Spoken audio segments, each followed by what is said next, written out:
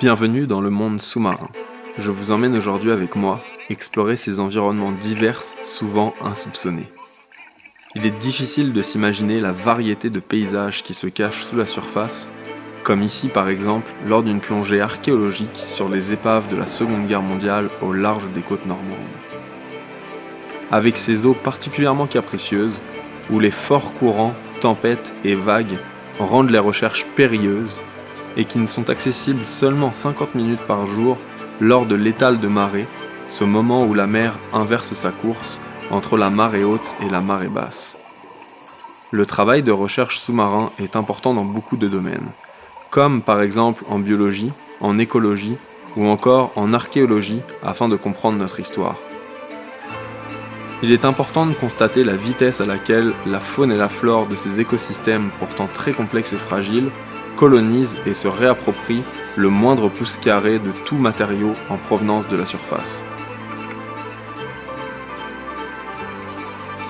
De la même façon que sur la terre ferme et dans les airs, la vie dans l'eau est partout, à toutes les profondeurs, dans tout type de paysage.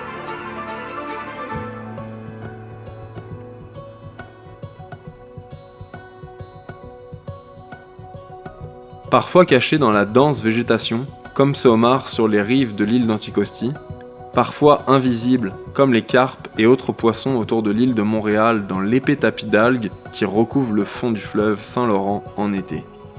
Bercés par le courant, ces herbiers offrent un habitat sécuritaire aux plus petits poissons, crustacés et batraciens, leur permettant d'échapper aux chasses de brochets, dorés ou achigans affamés. L'hiver, comme à l'extérieur, tout se transforme. La température de l'eau chute d'une quinzaine de degrés. Les algues et micro-organismes dans l'eau meurent jusqu'au printemps. Il fait maintenant 1 degré sur l'épave du bateau à vapeur Canestoga. Les poissons ont gagné le fond du fleuve afin d'hiberner pour l'hiver.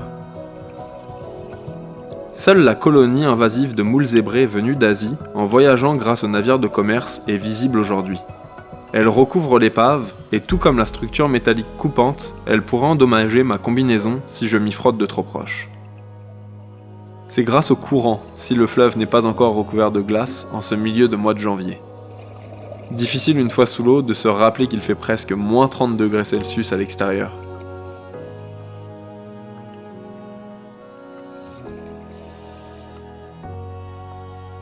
Ces falaises sous-marines sont bien connues des plongeurs montréalais. Avez-vous regardé en haut ? La paroi nous surplombe d'environ 7 mètres au-dessus. Nous sommes à seulement 10 minutes du centre-ville. Au fond de la carrière Kanawake, ici la nature nous montre son étonnante habileté à conquérir de nouveaux territoires. Ici, il y a seulement 30 ans, une grande carrière à ciel ouvert permettait à l'homme de se procurer la pierre dont il avait besoin pour la construction de ponts et de bâtiments sur l'île de Montréal. Aujourd'hui, rempli par la pluie, mais aussi par des rivières souterraines, cet écosystème abrite une faune et une flore aquatique fascinantes. On y retrouve moules et algues, ainsi qu'une petite dizaine d'espèces de poissons.